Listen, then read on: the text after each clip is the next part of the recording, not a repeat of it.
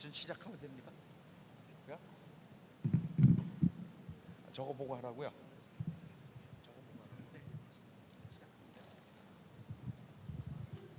네, 안녕하세요. 장대성입니다. 박수를 많이 쳐주셔서 영광입니다. 네, 이렇게 큰 장소에서 강연을 한 거는 제가 거의 몇 번 없는데 제일 큰 장소 같습니다. 절 이렇게 영광스러운 자리에 불러주셔서 대단히 감사합니다. 네, 제가 오늘 여러분들하고 같이 얘기할 제목은요, 크리스찬 리더의 핵심 서비스 역량입니다. 네, 그러면 제 양력을 간단히 소개하고 들어가겠습니다. 제 양력을 여러분들이 보시면 제일 위에 군대 갔다 온 걸 써놨어요. 육군 병장 제대한 걸 써놨습니다. 육군 병장이 군대에서는 대장보다 높다고 그러는 건데 집에 가기 때문에 얼마 안 있으면 왜 제가 제 양력 중에 가장 꼭대기에다 올려놨을까요? 병사, 요새 병사라고 그러죠. 사병이라고 그러지 않고 사병 제대한 거를요. 밑에 쭉 보시면 제가 전공이 경영학입니다. 네, 제가 경영학 교수를 했는데요. 경영학의 원 오리진이 군대에서 나온 겁니다. 지금 세계에서 가르치는 경영학의 근원이 미국 군대 경영입니다.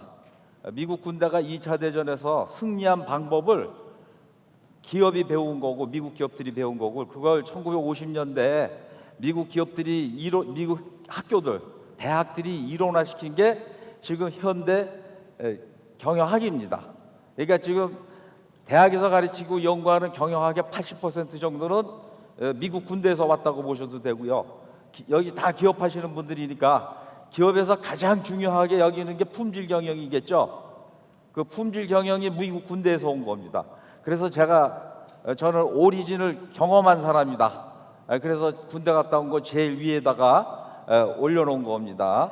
네, 저는 경기대학교에서 경영학과 교수를 한 20여 년 하다가요, 강릉 영동대학교 총장으로 가서 일하다가 은퇴하고 지금은 중국어 온라인 사업을 하는 화한이라는데 거기에 관여하고 있고 인공지능 음악 사업에 관여하고 있고 봉사활동으로는 투자 교육을 시키는 봉사활동을 하고 있습니다. 이 정도로 제가 양력을 마치고 그리고 본론으로 들어가겠습니다.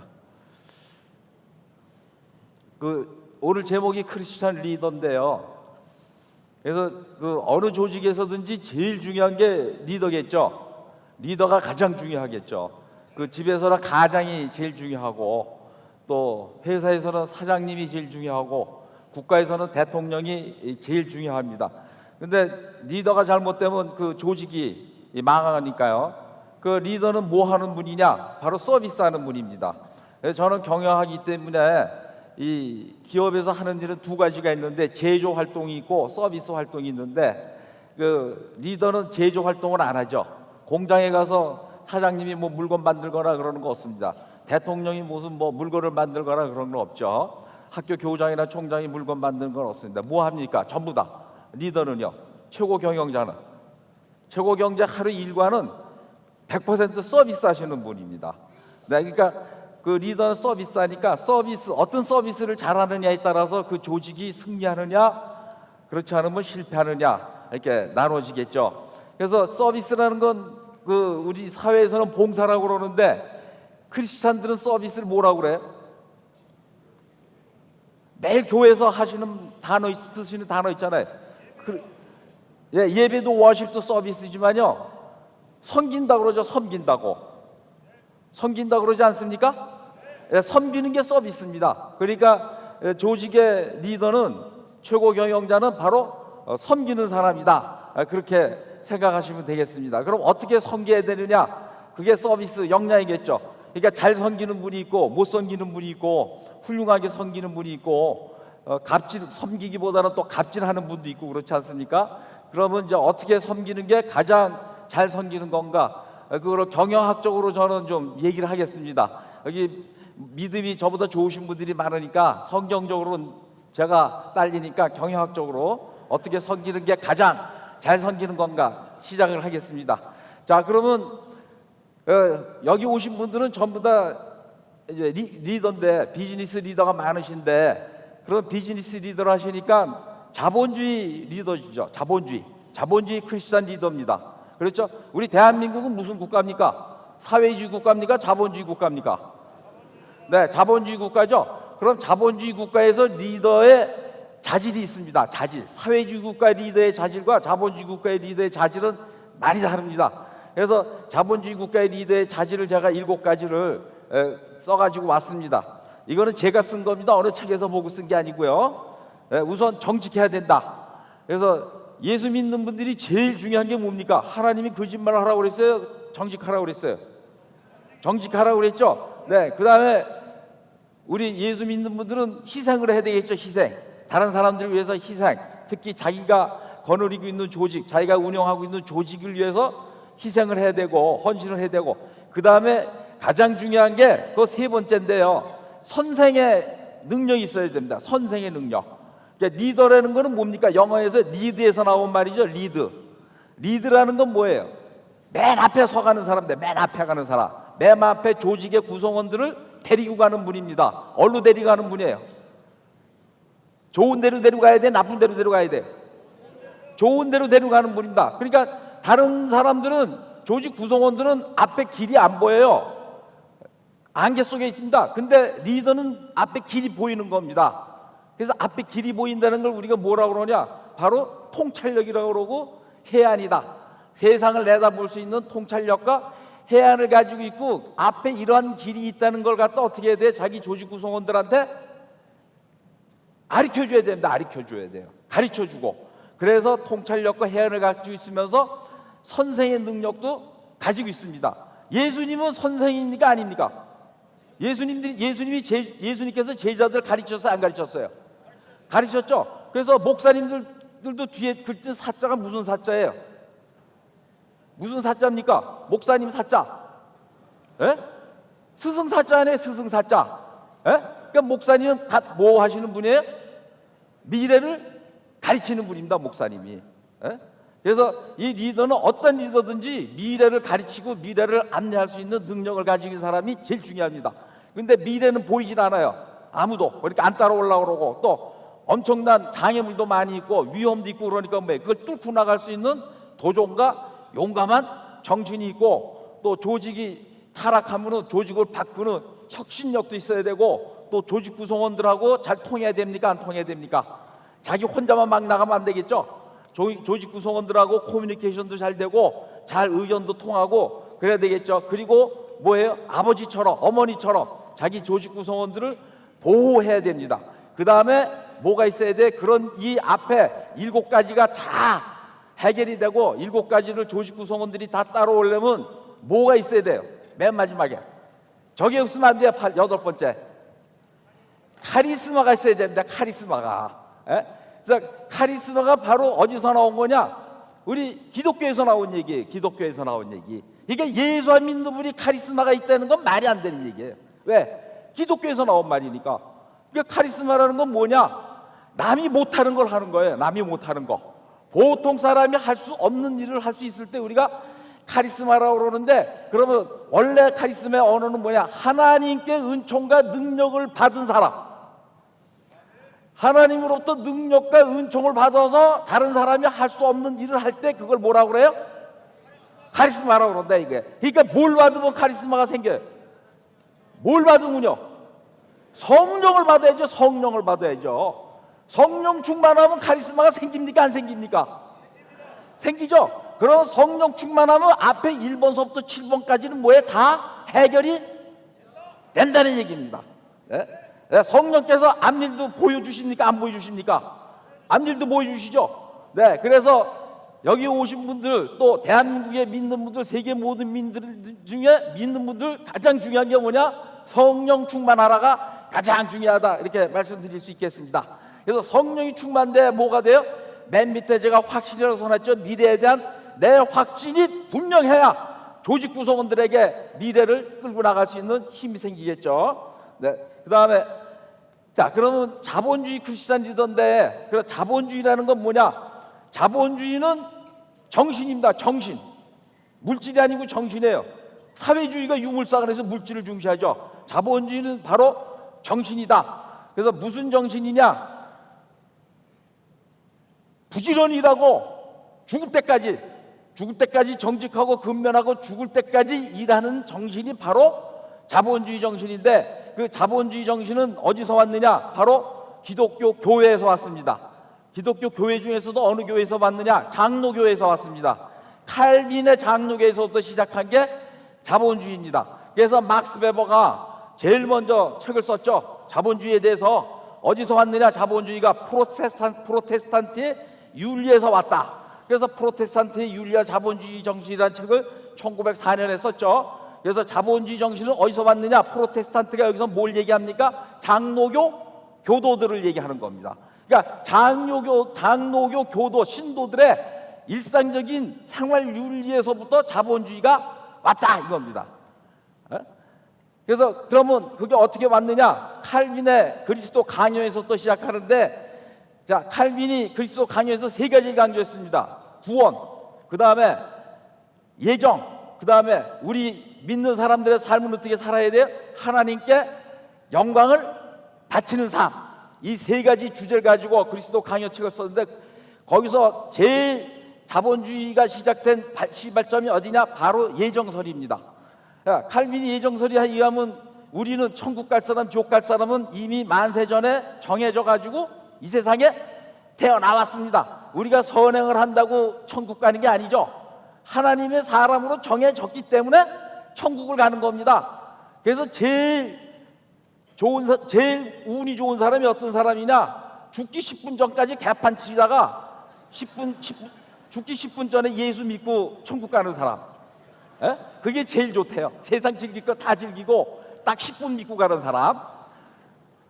예수께서 돌아가실 때, 예수께서 십자가에서 운명하실 때 어떻게 했습니까? 우측강도 좌측강도 있는데 좌측강도 천국 갔죠. 우측강도가 천국 갔죠. 우측강도가 선행을 했습니까? 못했습니까? 선행할 시간도 없었어요. 십자가 매달려 있는데 어떻게 선행을 해요? 근데 선행 하나도 안 하고 뭐예요? 예수님 보고 예수 믿는다고 그러고 천국 간 거예요. 그거 똑같아요. 그러니까 미리 정해졌기 때문에. 그래서 칼빈 교도들이 천국 갈 사람, 지옥 갈 사람 정해져 있다고 칼빈이 자꾸 얘기하니까 신도들이, 목사님 저는 천국 갈 수 있습니까? 지옥 갈 수 있습니까? 하고 자꾸 물어보니까 대답하기 궁하잖아요. 천국 지옥 가는 결정을 하나님이 해놨기 때문에 나는 모른다. 그건 하나님의 주권사항이다. 자꾸 대답을 회피하니까 자꾸 물어봐, 궁금해서. 그래서 칼빈이 궁에서 이런 얘기를 했습니다. 만약에 천국을 갈 사람이라고 정해졌다면 아침에 일찍 일어나고 부지런히 일하고 정직하고 근면하고 검소하게 살고 쾌락을 멀리하고 경건하게 살 거다. 만약에 지옥으로 갈 사람으로 결정되면 그거 반대일 거다. 게으르고 타락하고 쾌락을 즐기고 방탕하고 돌아다닐 거다. 그 얘기를 하니까 신도들이 어떻게 합니까? 천국 가는 증상을 만들기 위해 가지고 아침에 일찍 일어나서 열심히 일하고 정직하고 근면하게 일하는 겁니다. 그래서 칼빈이 그때 뭘 가르쳤냐나, 근로는 신성하다. 노동은 하나님께서 주신 축복이기 때문에, 은혜이기 때문에 노동의 신성을 가지셨죠. 그래서 노동은 신성한 거니까 언제까지 일해야 돼요? 죽을 때까지 일하는 겁니다. 그래서 우리 크리스찬들에게는 은퇴 개념이 없어야 돼요. 은퇴 개념이. 그래서 대한민국군을 전부 다 크리스찬을 다 만들면 복지비가 적게 들어가요. 은퇴 개념이 없으니까. 은퇴할 사람이 없으면 복지비가 안 들어가는 거 아닙니까? 그러니까 나라가 융통하고 부강해지는 거죠. 다 죽을 때까지 돈 벌면. 그래서 돈 벌려고 부지런한 게 아니라 하나님의 뜻에 따라서 살으라고 부지런하고 경건하고 일 열심히 하라고 그랬는데, 그렇게 살면 돈이 벌립니까? 안 벌립니까? 돈이 벌리게 돼 있죠. 신용도 없게 돼 있고, 신용도. 근데 칼빈이 세계에서 제일 먼저 주장한 게 뭐냐? 직업 선택의 자유를 주장했습니다. 1600년 초에요. 유럽 신분사회입니다. 신분사회에서 직업 선택의 자유를 주장했다는 건 뭐예요? 그때 당시에 중앙집권 왕권 제도로 완전히 부인하는 거죠. 부인하는 거. 누구든지 자기가 원하는 직업을 할 수 있다. 그래서 칼빈은 프랑스 사람인데 프랑스 구교도에 의해 가지고 스위스로 쫓겨가고 스위스에서 네덜란드로 도망간 거죠. 그래서 목사도 선택하면 할 수 있고 신부도 선택할 수 있고 또 목사 생활을 하다가 그만둬도 돼요. 선택이니까. 뭐 굳이 끝까지 할 필요 없어요. 우리가 믿음하고 그건 또 다른 문제입니다. 그 칼빈의 얘기에 의하면. 그래서 직업 선택의 자유를 부르짖으니까 네가 선택한 직업이니까 하나님께서 네가 직업을 좋아하는 거 선택하라고 해서 우리가 직업 선택을 했어요.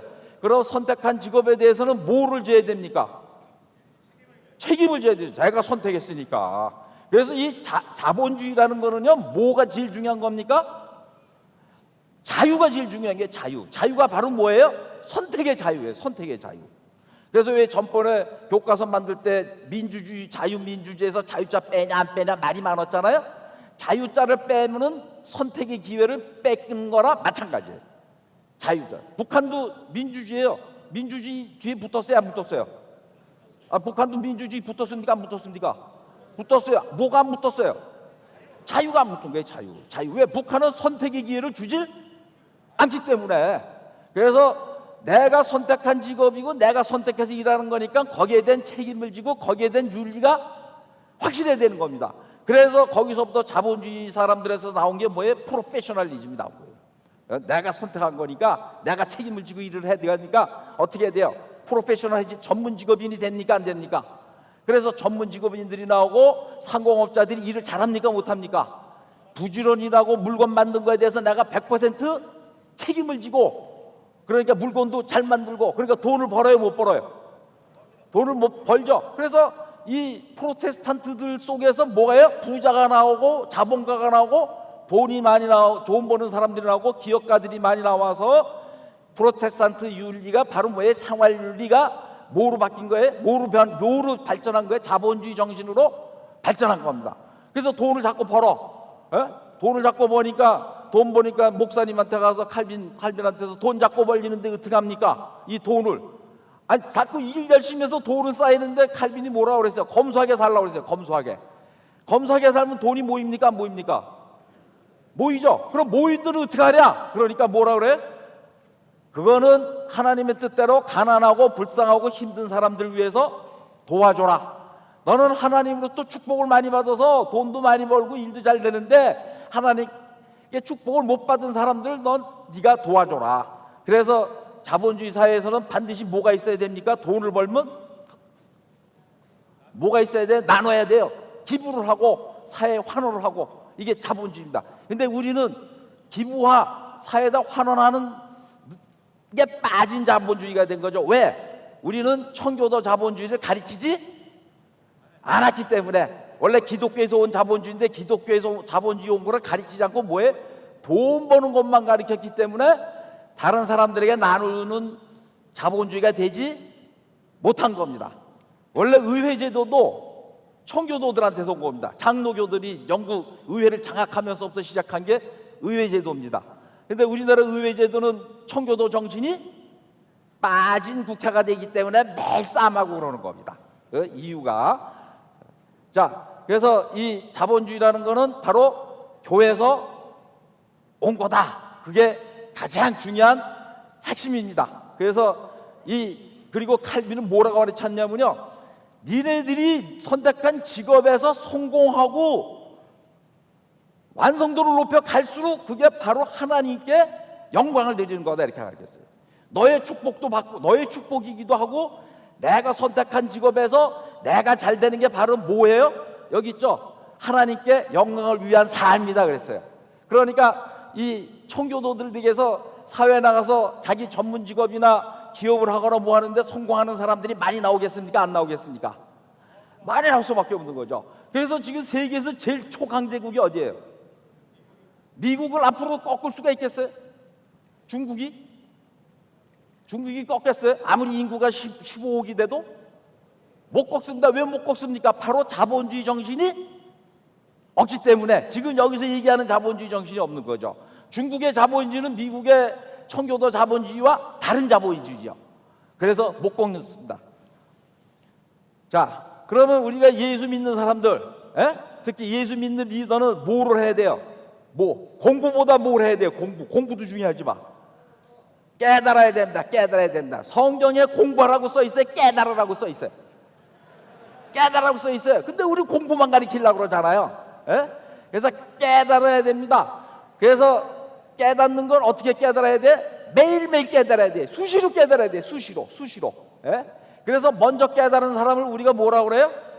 먼저 깨달은 사람을 우리가 선각자 그럽니다. 선각자. 지금도 못 깨달은 사람은, 지금도 못 깨닫고 있는 사람은 미각자. 나중에 깨달은 사람은 후각. 지금도 못 깨달은 사람은 미각자. 그러니까 지금도 예수 안 믿는 분들은 무슨 자야? 미각자입니다. 미각자. 못 깨달은 거예요. 그래서 우리가 깨달은 분들이 바로 대한민국을 일으킨 분들이에요.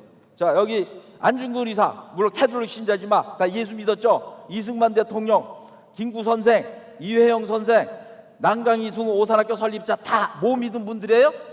젊어서 개신교 처음 들어올 때 스스로 깨닫고 개신교를 믿은 분들이 대한민국을 사실 일으키고 그 정신이 지금 우리에게까지 내려오고 있다고 볼 수가 있죠. 이회영 선생이 형제가 바친 돈이 10조가 넘지 않습니까? 독립운동에 바친 돈이. 난강 이승우 선생도 다 사회에 환원했고, 우리나라에서 깨달은 기독인을 두 분을 하려면 이승우 선생하고 유한양행의 유일한 선생을 뽑을 수 있다고 저는 생각합니다. 자, 리더는 지식을 추구하는 게 아니라 깨달으면 뭘 추구하게 됩니까?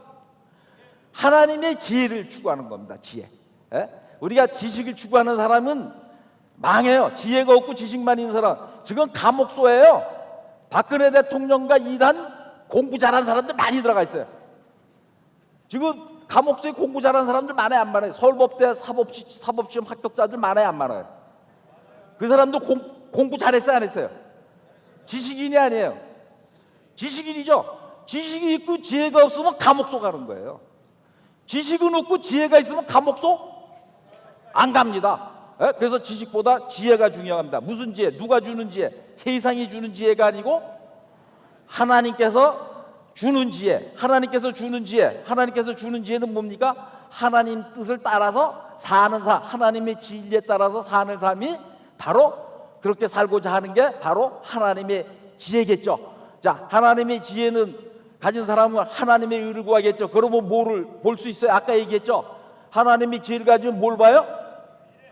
미래를 내다보는 겁니다. 우리가 미래를 내다보면 만사해결이에요. 만사해결. 안 되는 게 없습니다. 5분 앞에 세계상만 알면요, 거부예요, 거부. 증권시장 내용을 10분 앞에 알면 10분 앞으로 주가가 어떻게 변할까 하면 거부됩니까? 안 됩니까? 우리가 10분 앞을 못 봅니다. 그래서 미국에서 기도 많이 해가지고 주식 투자에 거부된 사람들이 있어요. 정말입니다. 거짓말이 아닙니다. 하나님께서 보여주면 안 되는 일이 없습니다. 그래서 미래를 보여주면, 자, 그리고 우리가 지혜가 생기면 어떤 사람을 선택해요? 옳은 사람을 선택합니다. 옳은 사람. 능력 있는 사람을 선택하는 게 아니라 어떤 사람이요? 옳은 사람, 높은 사람을 선택하는 게 아니라, 이게 나갔는데, 옳은 사람을 선택합니다. 저기 이게 나갔습니다. 죄송합니다.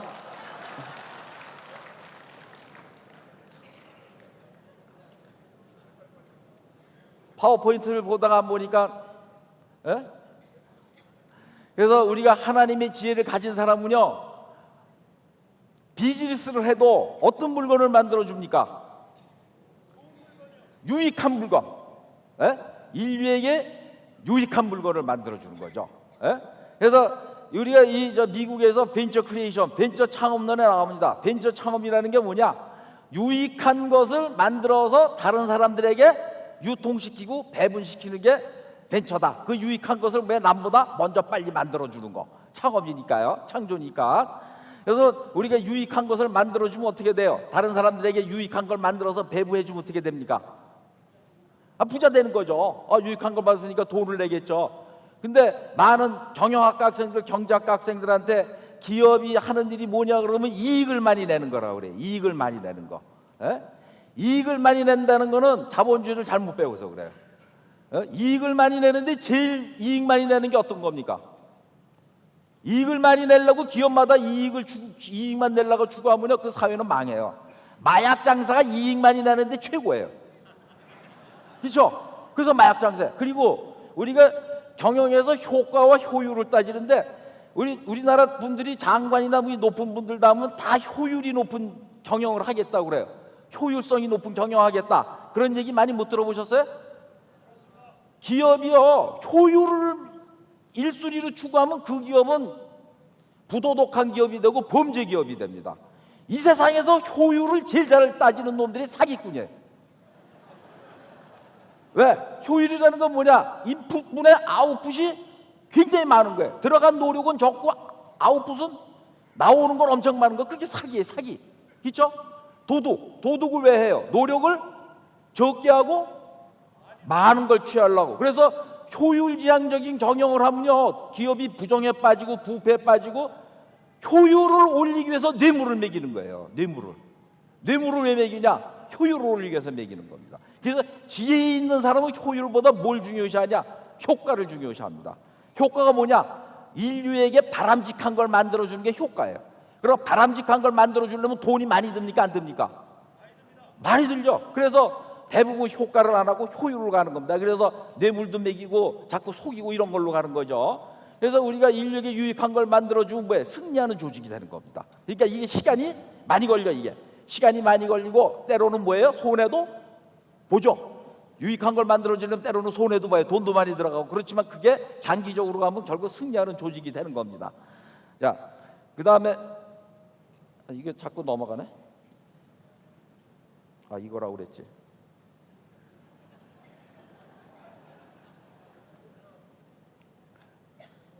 자, 유능한 리더라는 거는 함께 웃고 함께 우는 사람이에요. 조직 구성원들이 기쁠 때 같이 웃고 다른 사람이 기쁠 때 같이 웃는 사람이에요. 남이 경사난 데 가지고 심통나 있는 사람 있죠?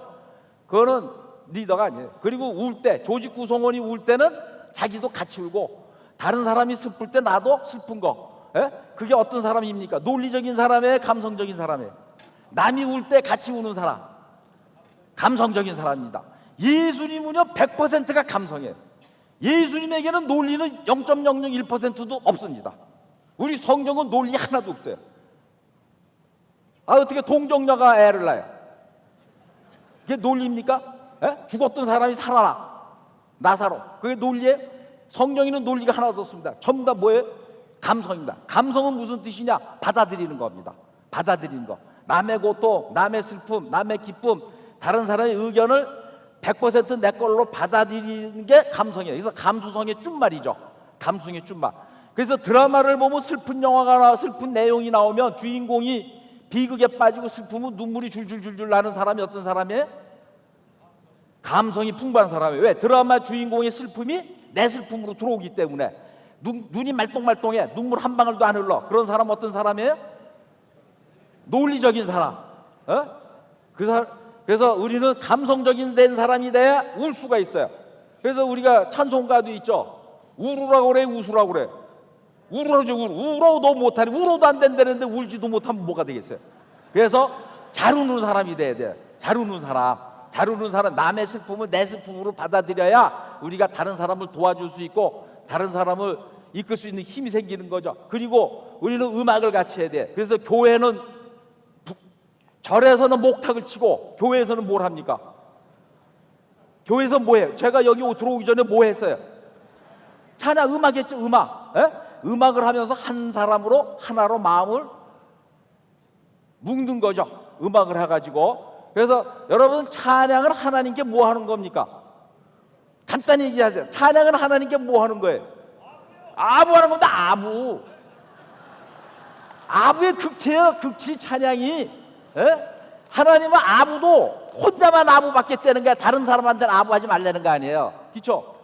그래서 크리스찬은 뭘 잘해야 돼요? 아부를 잘하셔야 돼요. 아부 잘하는 노숙자는 없어요. 일자 무식이라도 아부 잘하면 노숙하겠어요? 안 하겠어요? 뭘 해도 해서 먹고 살죠. 공부 잘했던 노숙자는 많아. 그래서 아부가 공부보다 셉니다. 감사합니다. 제가 미국사 아부로 경영학 박사 받은 사람이에요. 지도 교수님께 아부 잘해가지고 마당새 아부한 사람이다. 마당새 아부. 제가 생긴 게 얄싹하게 못생겼잖아요. 투박하게 생겼잖아요. 제가 살살거리는 아부하면 어울릴 것 같지 않아서 마당삽에 썼는데 뭐 시키면 예스 썰 플리즈. 미국 사람들이 제일 좋아하는 단어가 뭔지 아세요? 예스 썰 예스 썰 예스 썰 플리즈 썰. 이것만 해도 학점 잘 줘요. 근데 한국 애들이 미국 유학 가서 예스 썰을 못해. 그 미국 애들 하는 흉내네. 야 그러고 예스 그러고 아니 예스 썰은 그것도 인사 한 번 더 하면 또 끝내줘. 금상첨화야. 예스 썰 플리즈 프로페서 딱 그러면 그냥 그게 바로 뭐예요? 이 세상 살아나가는 비결이에요. 그러면 제가 예수 써 플리즈 써 할 때 마음이 어떻게 돼야 됩니까? 교만해야 됩니까? 겸손해야 됩니까? 겸손해야 되는 겁니다. 겸손. 그래서 겸손한 사람이 뭐 하는 거예요? 승리하는 겁니다. 예? 자, 그래서 겸손한 서비스를, 겸손하고 친절한 서비스가 바로 뭐예요? 우리 조직 구성원들이 다 겸손하고 친절하면 그 조직은 이기겠어요? 지겠어요? 이겠죠. 비즈니스에서 손님들에게 어떤 손님이든지 겸손하게 봉사, 섬겨줘야죠. 섬겨. 그래서 겸손해야 섬길 수가 있다. 그래서 그런 조직은 반드시 승리합니다. 여러분들, 제가 여기 이성계를 들고 나왔는데 왜 예수 믿는 분들한테서 이성계를 들고 나왔냐? 이성계가요, 이 조선 500 우리나라 총 역사에서 가장 겸손했던 제왕입니다. 그리고 장군 시절에도 어마어마하게 겸손했어요. 이성계는요, 지금으로 말하면 사성 장군을 달고 다녀도 부하 장수한테 반말을 쓴 적이 없는 사람이에요. 먼저 인사했습니다. 먼저 자기 부하한테. 육군 대장이 육군 대령한테 먼저 하는 거예요. 김대령님 오셨어요 하고. 그리고 젊은 문관들 있죠. 젊은 문신들. 자기는 군인이니까 젊은 문신들의 말을 항상 존경해주고 경청해줬습니다. 나이 어린 문신들의 말. 그래서 정몽주도 굉장히 좋아했어요. 이성계를. 겸손하고. 근데 어떤 장군이냐? 제가 생각하기에는요, 이성계가 인류 역사상 최고의 명장입니다. 30년간 전쟁에서 한 번도 진 적이 없는 무패 명장이에요. 30년간 전쟁에서 한 번도 진 적이 없습니다. 이순신 장군은 7년 전쟁했죠. 임진왜란 때 23전 했죠. 그리고 이순신 장군이 일본군하고만 싸움했는데 이성계는 몽골군, 중국군, 일본 사람 다 싸움해서 전부 다 이겼습니다. 열세에서. 그런 맹장이 나가는 데마다 승리하고 이기면 좀 교만해지겠어요? 안 교만해지겠어요? 교만해지겠죠. 근데 굉장히 겸손했던 사람입니다. 그래서 장군들하고 문신들이 고려가 망하는 나라니까 당신이 왕해야 된다고 추대한 겁니다. 그래서 왕으로 추대받은 겁니다. 그래서 우리는 이성계가 그 겸손했다는 사실을 아는 분들이 별로 없어요. 굉장히 겸손했습니다. 오죽하면은 그 적군 포로를 잡은 적군 포로들이 이성계 인품에 감화받아가지고 전부 다 고려군으로 용감하게 싸웠습니다. 그러니까 이성계 부대는요, 반이 고려군이고 반이 외국 사람들이에요. 적군 포로거나 다른 여진종이나 이런 것 끌어다가 만든. 그래서 그때 당시에 글로벌 매니지먼트를 한 사람입니다. 네. 아니 다른 나라 사람들 데려다가 조직을 하면 글로벌 아니에요? 그게 글로벌 아니에요? 그렇죠? 지금도 회사에 우리나라 대학이 왜 발전을 안 하냐 하면요, 외국 교수가 없어요. 외국 교수가. 사실 저도 대학 교수했지만 한국이 학문이 발전하려면요, 베트남 사람이 서울대학교 총장을 해야 돼요. 우리나라에서 베트남 사람 능력 있다고 서울대학교 총장 시켜주겠어요? 안 시켜주겠어요? 안 시켜주죠. 그럼 우리 글로벌 마인드가 안 돼 있는 거예요. 미국에는 외국인 총장들이 있습니까? 없습니까? 있죠. 그거 이성계는 그때 그걸 한 거예요. 500-600년 전에. 그러니까 대단한 사람이죠. 더 이상 이제 뭐 시간이 없으니까 못 드리고 개인적으로 나중에 와서 물어보세요. 이성계에 대해서 아시고 싶은 거 있으면. 네. 자, 그는 제가 조금 전에 겸손하고 친절한 사람이 뭐예요? 결국은 승리한다. 나폴레옹은요, 오만하고 교만해요. 그래서 나폴레옹은 워털루 전쟁에서도 깨지고 러시아 원정 가가지고 60만 대군 들어가지고 5만 명 살려나가고 55만 명을 죽였잖아요. 교만해가지고 독선적이고. 그런데 우리는 나폴레옹을 영웅으로 하는데 무슨 뭐 전쟁 포로로 세인트 헬레나 섬이 영국 군함에 전쟁포로로 묶여서 갔어요. 그래서 거기서 전쟁포로로 있다 죽었어요. 아니, 전쟁포로로 있다 죽은 사람이 영웅이에요? 패하고?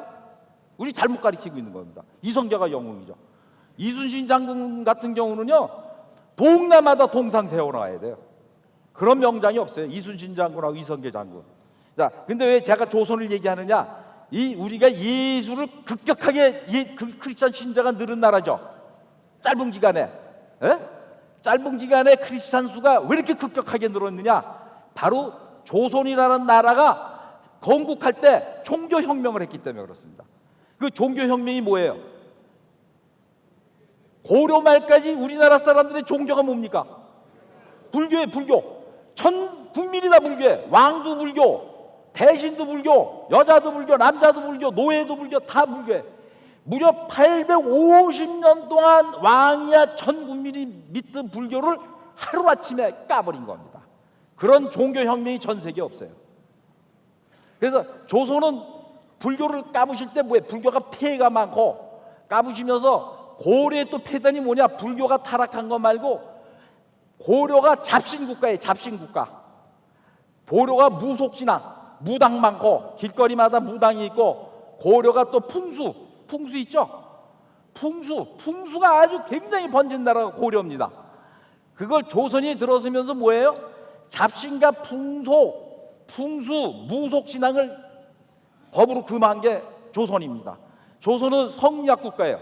성리학은 종교가 아니에요. 성리학은 뭡니까? 철학이에요. 철학. 학문이에요. 학문. 그러니까 성리학 철학을 하는 사람들이니까 합리적이고 과학적인 걸 추구하니까 뭐예요? 무속신앙을 다 못 믿게 한 겁니다. 사대부들한테, 관리들한테. 그러니까 관리가 무속신앙을 믿거나 점치거나 사주관상을 보면 뭐예요? 파직이에요. 파직. 그 조선이라는 나라가 사주관상을 보는 게 굉장히 위험한 나라예요. 왕자가 넷이 있어. 왕자가 넷인데 관상 잘 보는 놈이 셋째 왕자가 왕이 될 상이라 그러면 나라가 혼란해 안 혼란해? 혼란해 안 혼란해요? 왕자가 넷인데 사주를 보니까 셋째 왕자가 왕이 될 사주야, 왕이 될 관상이고, 그런 얘기가 흘러다니면 나라가 혹세무민한다고 그래가지고 사주관상 무속신학을 못하게 한 겁니다. 그러니까 조선은 뭐예요? 불교만 탑한 게 아니라 무속신앙, 풍수 이런 걸 탑했기 때문에 조선이란 나라는 원칙적으로 뭐를 추구한 나라입니까? 신이 없는 나라, 무신. 신이 없는 나라를 추구했기 때문에, 신이 없으니까, 조선 사람들 마음에 신이 없으니까 예수의 영이 쉽게 들어와요? 못 들어와요? 쉽게 들어오는 겁니다. 일본에 지금 들어가요? 못 들어가요? 일본에 예수의 영이 들어갑니까? 못 들어갑니까? 못 들어가요. 하도 신이 많아가지고. 그래서 저는 조선은 종교혁명 국가고, 만약 조선이 일어나지 않고 고려가 그대로 내려왔다면 지금 여러분들 다 지금 머리 깎고 목탁 두들기고 앉아있어요. 지금. 미얀마 가면요, 절에 가서 사는 게 군대 생활하고 똑같이 의무. 미얀마는 16인가 뭐 15살 되면 절에 가서 3, 4년을 살아야 돼. 의무적으로. 우리가 그렇게 됐을지도 몰라요. 저도 무슨 스님 뭐 했을지. 자, 그 다음에 우리 성공한 기독교인을 얘기를 한번 해드리겠습니다. 난강 이승훈 선생인데요.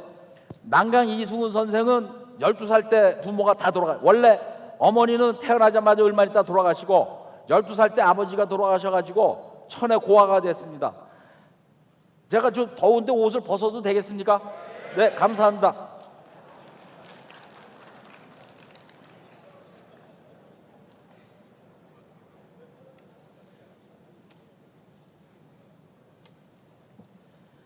천에 고아가 됐는데요, 이 고아가 돼가지고 밥을 먹고 살아야 되니까 그 유기상 녹두로 파는 상점에, 큰 상점에 머슴으로 들어갔습니다. 머슴으로 들어갔는데 이 돈이 좀 많은 집이에요. 그때 유기상 집이.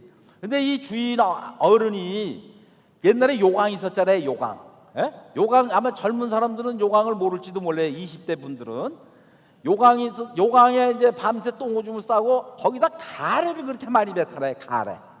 밤새 가래를 뱉어놔, 똥오줌에다. 그러니까 말도 못하게 지저분하고 더러워요. 아무도 그걸 닦으려고 그러진 않아. 근데 12살 난 이승훈이가 그거를 가져다가 어떻게 했다냐, 거울처럼 따요. 거울처럼 반짝반짝반짝하게 해라. 반질반질하게 닦아서 들여놓는 거예요, 수시로. 그래서 6개월 이상을 주인이 그걸 보고 있다가 불렀어요. 내가 너같이 성실한 아이는 보기를 처음 봤다. 그래가지고 1년 정도 돼가지고요, 수금 사원을 시켰어요. 수금 사원, 잡사원에서 청소하고. 그 수금 사원을 1년 하다가는 15살 때요, 완전히 상점을 매니저가 됐어요. 제너럴 매니저, 총괄 책임자가 됐어요. 15 소년을 총괄 책임을 시켰어요. 근데 그거 1년 하고 나서 주인 어른께 가서 얘기한 거예요. 저도 주인 어른처럼 부자가 되고 싶습니다. 독립을 해야 되겠습니다. 그래서 행상으로 나섭니다. 노젓가락하고 노밥그릇 몇 개 가지고 행상을 하는데, 평안도니까 남포, 신의주, 용안포 뭐 이런 데로 바닷가 해지로 돌아다니면서 물건을 팔다 보니까, 그때가 구한말 때죠. 1880년대니까 외국에서 물건들이 막 들어와요, 안 들어와요? 배가. 외국 물건들이 이 이승훈 소년이 장사하면서 보면서 제일 먼저 본 게 성냥이에요, 성냥. 그때 우리나라는 뭘로 불켰습니까? 부싯돌. 부싯돌 보다가 성냥으로 이승훈이 바뀌는 거 보니까 와, 그냥 매직이 아니에요. 마술입니까, 아닙니까? 그래가지고 야, 노구를 팔아야 돈을 버는 게 아니라 바로 이 성냥을 팔아야 돈을 벌겠구나.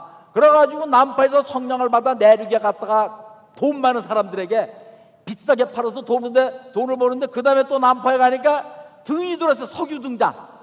그때까지 우리나라는 호롱불이죠. 석유등잔을 보고 뭐예요? 석유통을 보고 아, 성냥보다 더 좋은 게 뭐야? 석유구나, 석유. 그래가지고 석유 장사를 해가지고 일약 부자가 됐는데요, 20세도 안 돼가지고 그 다음에 전국에 있는 유통을 다 잡았습니다. 그래가지고 26살, 7살 때 돈을 얼만큼 벌었냐면 소 70만 마리의 재산이 됐어요. 소 70만 마리면 그때는 소 한 마리가 집 한 채 값입니까, 아닙니까? 집 한 채 값이죠. 아파트 70만 채야. 뭐 간단히 생각, 아파트 70만 채라고 그러시면 돼, 지금으로. 그래서 30 전에. 그러다가 나이가 좀 들어가지고 누굴 만났냐? 안창호 선생을 만났어요. 평양에서 도산 안창호 선생을 만나가지고 안창호 선생의 연설을 듣고 감동을 받아야 돼요. 감동. 우리가 뭘 받아야 돼요? 감동을 받으려면 감성이 좋아야 돼요. 안창호 선생의 말을 그냥 100% 샥 받아들이니까 감동을 받아서 나도 저분처럼 예수 믿고 애국자가 돼야 되겠다. 뭐 그냥 애국자가 아니라 뭐예요? 예수 믿고 애국자가 돼야 되겠다. 그래가지고 그 자리에서 예수 믿겠습니다 하고 안창호 선생한테 고백하고 교회 나가기 시작하고, 그때 40이 넘었어요. 그래가지고 이왕이면 더 잘 믿자죠. 평양 신학교를 간 거예요. 평양 신학교. 그래가지고 이 나라가 망한 이유가 뭐냐? 무식해서 망했다. 무식해서 나처럼. 글자 한자 안 배웠잖아요. 12살 때 고아들. 나처럼 무식해서 망해서 내가 학교를 세워야 되겠다. 그래가지고 세운 게 평양에, 평북 정주, 고향 정주에 오산학교를 세운 거예요. 오산학교 세워가지고 교장 선생을, 조만식 선생을 모셨어요. 고당. 조만식 선생 아시죠? 조만식 선생을 고당을 모시고 이 학교를 하는데, 평북 정주니까 겨울이 되면 영하 40도야. 옛날에 수세식 변소가 없잖아요. 변소가 다 알아. 변소가 오줌 누는 데도 알고 대변 보는 데도 다 알아. 제가 그건 잘 알아요. 양구서 군대생활 했잖아요. 제가 강원도 양구가 영하 40도 35도 돼요. 겨울에 똥이 산초에 산으로 이렇게 올라와요. 안 떨어져요. 이렇게. 그래가지고 나중에 이 발 되면 항문에다 똥구멍에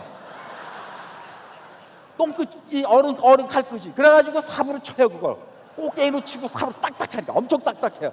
삽으로 꽃게이로 치면 입에 똥얼음이 막 튀어들어온다고 하고 하는데,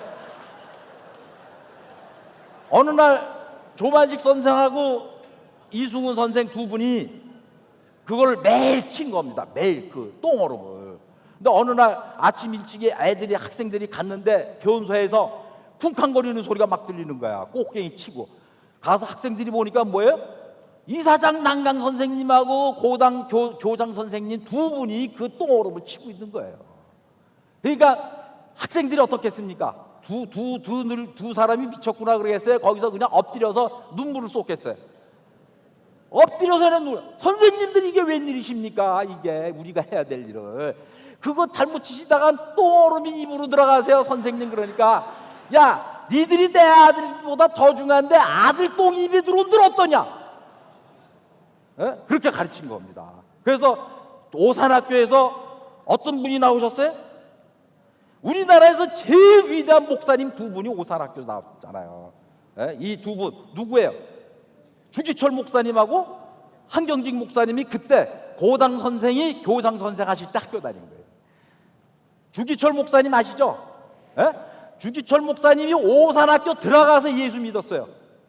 오산학교 입학하기 전에는 예수 안 믿었어요. 오산학교 들어가서 난강 선생하고 고당 선생의 감동을 받아가지고 예수 믿은 분이 주기철 목사님입니다.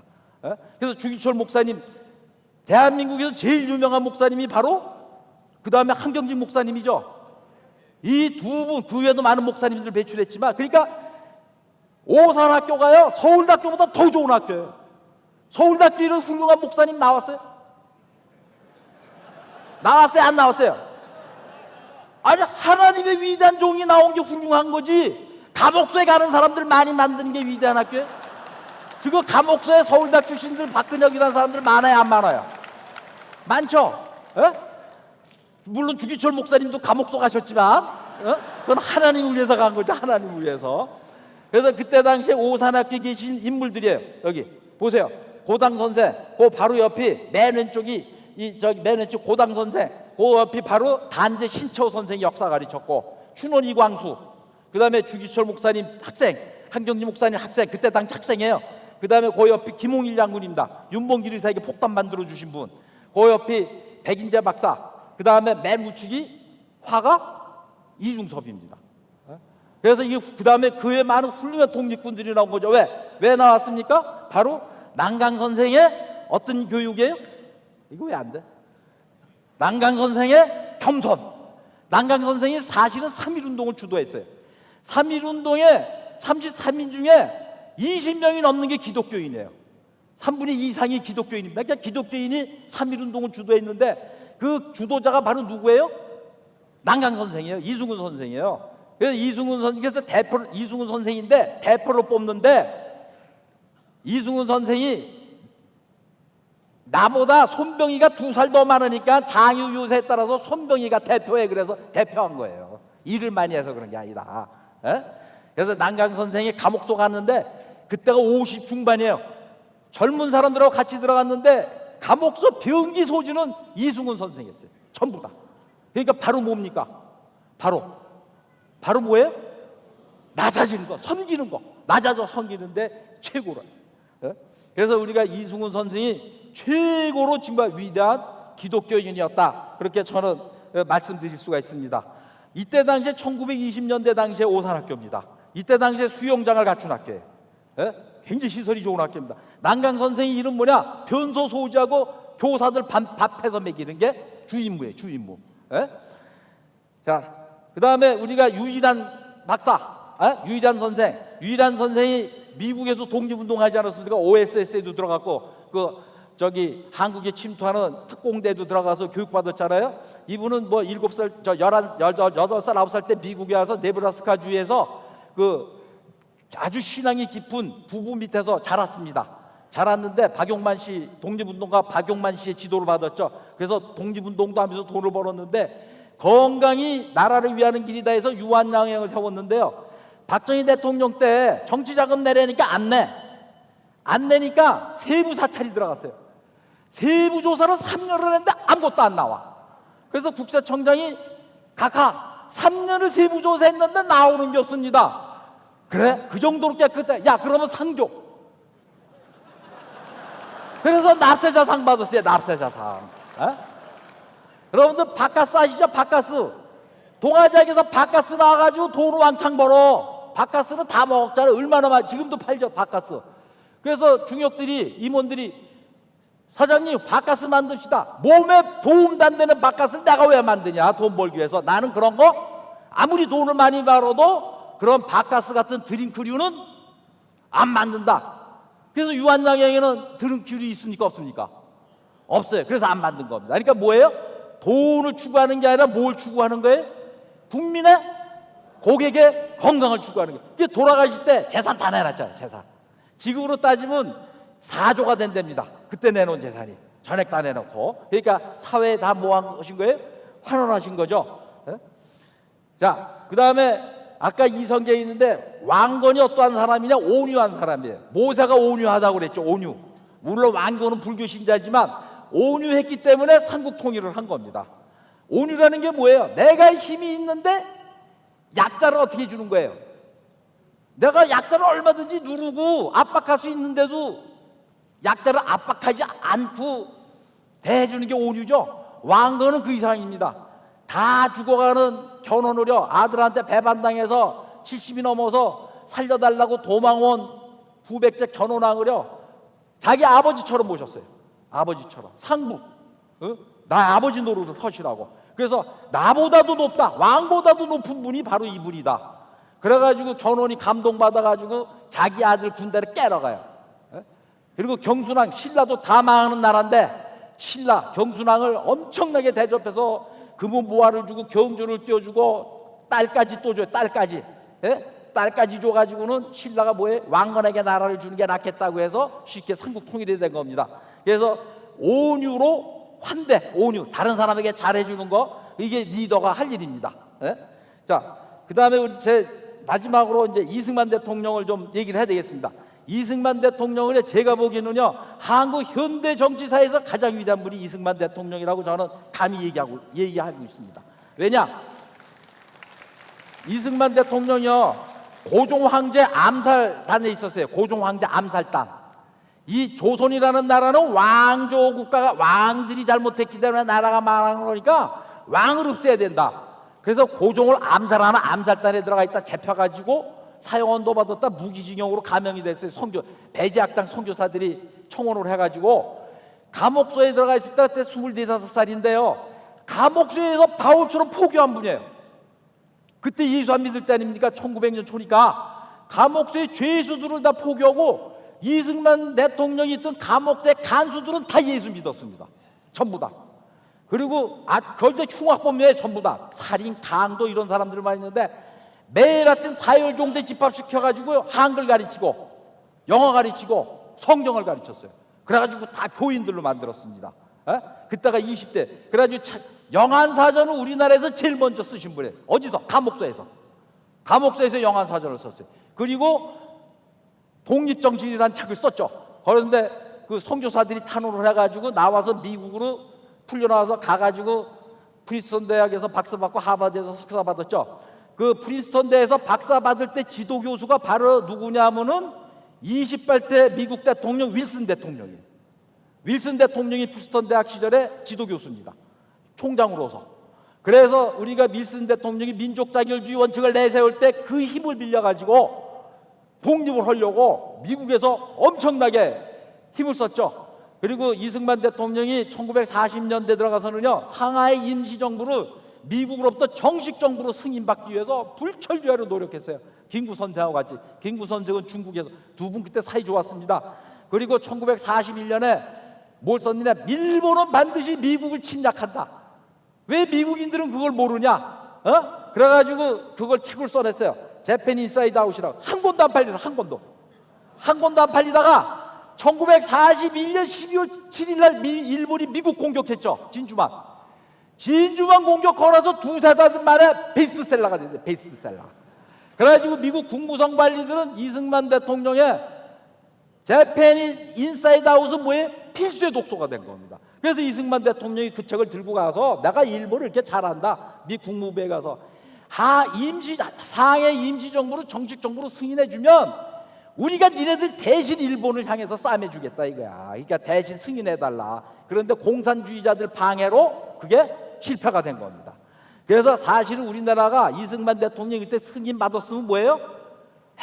광복과 해방이 아니고 뭐예요? 승전국가의 승전국가로 만들려고 무단히 했었던 분인데 우리가 해방이 되고 광복으로 떨어진 겁니다. 그거를 어떤 사람들이 미국 내 있는 공산주의자들이 방해해가지고 그렇게 된 겁니다. 그래서 이승만 대통령이 공산주의자들을 싫어하고 까부시고 그런 거죠. 하여튼 이승만 대통령은 감리교 신자죠. 감리교 독실한 신자죠. 그래서 대통령이 될 때 대한민국을 뭘로 만드냐? 청교도 자본주의 정신국가로 만들겠다고 다짐한 거예요. 그래서 대통령 되자마자 한 게 뭐예요? 그때 소장농들이 노예죠. 노예 같은 소장들을 풀어준 겁니다. 농지개혁을 했죠. 농지개혁하니까 누가 타격받았어요? 지주. 원래 지주는 정치적으로 이승만 대통령 지지 세력이에요. 김성수 선생 등은. 왜? 미국 써봤으니까 자본가들을 잘해줄 거다 그랬는데 대통령 뽑아놓으니까 지들 치니까 김성수 선생하고 결별한 거 아닙니까? 그래서 이 대지주가 없어지니까 어떻게 된 거예요? 농도들이 다 풀어지고 그 농업에 묶여있던 자금이 지주들이 땅을 싸게 팔고 채권으로 받아가지고 뭐 했어요? 기업을 인수한 겁니다. 기업. 일본 사람들이 놓고 간 적산기업. 그래서 농업자본이 무슨 자본으로 바뀌어요? 산업자본. 그때 우리 농업분이 없었어요. 산업자본으로 바뀌고 대지주가 없어지니까 토지 가지고 장난질 치고 정경죽작하는 사람이 없어진 겁니다.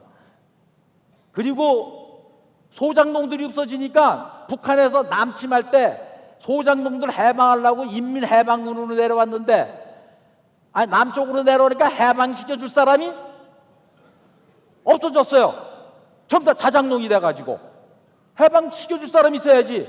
그래서 농민붕지가 안 일어난 거야. 인민군이 내려왔는데 오히려 싫어. 대대로 소작하다가 땅을 2,000평 받아서 거기서 농사 지으려고 그러는데 대포 터지고 인민군 탱크 지나가니까 인민군이 좋습니까? 싫습니까? 싫어요? 좋아요? 그래서 농민들이 인민군을 반대한 거예요. 그래서 뭐에 저가 통일을 실패한 겁니다. 그러니까 북한에서 제일 미운 사람이 누구예요? 이승만 때문에 저가 통일이 안 된 거예요. 그때요 농지개혁이 1950년 4월에 다 끝났어요. 4월에 두 달 차이. 만약에 그때 못했으면 뭐예요? 미군이 들어와도 농민들이 다 북한군한테 무트무트게 돼요. 베트남처럼. 우리 다 그때 적화 통일됐습니다. 그래서 나라를 지킨 거죠. 나라를. 그리고 산업자본으로 만들고. 그래서 박정희 대통령이 경제개발할 때 고속도로 나가고 공단 막 할 때 대지주가 없으니까 저항 세력이 있습니까? 없습니까? 저항 세력이 없어서 경제개발을 쉽게 빨리 할 수가 있었던 겁니다. 지금 원자력 폐기한다고 그러는데 이승만 대통령이요 1955년에 1차 원자력 평화회의 할 때 우리나라가 대표를 보냈습니다. 1차 원자력 평화회의 할 때. 이때 1955년도에 한국의 1인당 국민소득 얼마일까요? 1955년도에 한국의 1인당 국민소득 30불에 30불. 지금 몇 불이에요? 3만 불. 전 세계에서 꼴찌서 두 번째로 못 살아. 전 세계에서 꼴찌서 두 번째로 못 사는 나라가 원자력 개발한다고 원자력 평화회의 파견했어요. 1차 회의 때. 그리고 1955년도에 교육부에다가 원자력과를 설치했어요. 기술교육하에 원자력과를 해가지고 부의사관을 거기다 앉혀가지고 원자력 교육시키고 원자력을 하라고 55년도. 그때 35불 40불 할 때입니다. 그때 미국 유학을 처음으로 10명 보내고 그다음 몇십 명씩 보냈는데 그때 원자력 공학 공부한 사람들 있죠. 서울공대 나오고 뭐 인하공대 나온 서울공대 나온 사람들 중에 몇 줄여가지고 보내는데 1인당 유학비를 얼마 줬냐면요. 국민소득 40불 할 때 6,000불을 줘서 보냈어요. 1년에. 40불 할 때 6,000불이면 지금 3만 불에 몇 배예요? 100배 넘죠? 그러면 300만 불씩 줘가지고 유학 보내는 거예요 지금. 그래가지고 그 다음에 서울공대 58년도에 원자력공학과 세우고 그래서 원자력을 연구를 박정희 대통령 때 그 기반을 만들어놨기 때문에 원자력을 융성시킬 수가 있었고 우리가 지금 원자력 전기가 없었다면 우리 경제 발전이 이렇게 산업 발전이 됐을까요? 싸고 좋은 전기가 없는데 그게 다 뭐예요? 밑거름을 누가 해놓은 겁니까? 이승만 대통령이 해놓은 겁니다. 근데 이승만 대통령이 마지막에 지혜를 있었어요. 마지막에 4.19 학생들 하니까 깨끗하게 물러나셨어요? 안 나셨어요? 자기 때문에 그런 건 아니죠. 원래 부정선거가. 그래도 그때 지혜가 있으셨기 때문에 국민이 원한다면 내가 안 하면 되는 거 아니냐고 나가신 겁니다. 그 하와이 갔을 때요 돈이 하도 없어가지고 이발비를 아껴가지고 프란체스카 여사가 이발을 했습니다. 5불을 아끼느라고. 왜? 내가 비행기값 모아가지고 고국에 가서 뼈를 묻고 싶다. 그래서 비행기값 모으느라고 빨아라도 못 사 드셨어요. 그러니까 대통령 시절에 부정한 게 축제한 게 한 푼도 없습니다. 한 푼도. 왜? 청교도 정신이 있었기 때문에 그랬죠. 이게 옛날에 그때 당시에요. 아이고, 되게 안 되네. 이게 그때 당시에 그 밑에 초가집 있죠? 소장농집입니다. 소장농집. 옛날에 이게 해방 때 당시에 소장농집이에요. 이런 집이 거의 다 시골 가면 다 이렇게 살았어요. 자, 우리가 성공하는 리더는 제가 지금까지 다 얘기 드렸습니다. 겸손하고 친절하게 섬겨되고 통찰력, 하나님께 지혜를 받아서 통찰력이 있어야 되고 온유, 그리고 다른 사람들 잘 모시고 그 맨 밑바탕에 뭐예요? 맨 밑바탕에 마음속에는 기독교 신앙, 예수님 믿는 신앙으로 자리가 잡혀야 된다. 자, 지금 4차 산업혁명 시대입니다. 4차 산업혁명 시대에 이길 수 있는 길이 뭐냐? 4차 산업혁명의 핵심 요인이 뭡니까? 4차 산업혁명에서 제일 중요한 게 뭐예요? 인공지능이에요. 인공지능하고 로봇이에요. 스마트 시스템. 그러니까 뭐예요? 인공지능과 로봇가 사람처럼 스마트하게 일한다. 사람보다 더 스마트하게 일한다. 그래서 일자리가 많이 뺏긴다는 거예요. 어디서 일자리 많이 뺏겨요?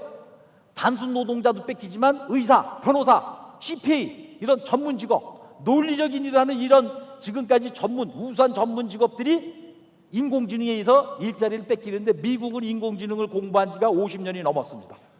굉장히 깊습니다. 50년대 후반서부터 했습니다. 제가 80년대 중반에 미국에서 공부할 때 인공지능 과목을 2과목 들은 사람이에요. 경영학과에서. 30여 년 전. 그러니까 미국은 우리가 그때 계속 트라이를 하면서 지금까지 이제 발전해 왔 나라인데 지금 로스쿨 가는 거는 굉장히 돈 벌러 간다 그러면 스투피드한 거예요. 지금 일본서요. 부동산 계약서 훑어주는데 변호사가 하면 한 50만 원 받는 10만 원에서 20, 30만 원 받는데 인공지능이 훑는데 10,000원뿐이 안 받아. 10,000원뿐이. 10,000원 가지고 변호사 그거 하는 거 검토해줘요. 그러면 10,000원 주고 할래요? 여러분들 20만 원, 30만 원 주고 변호사한테 맡길래요. 그리고 앞으로 재판도요.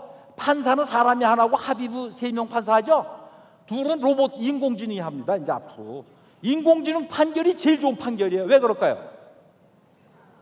인공지능 판사는 뇌물을 안 먹어.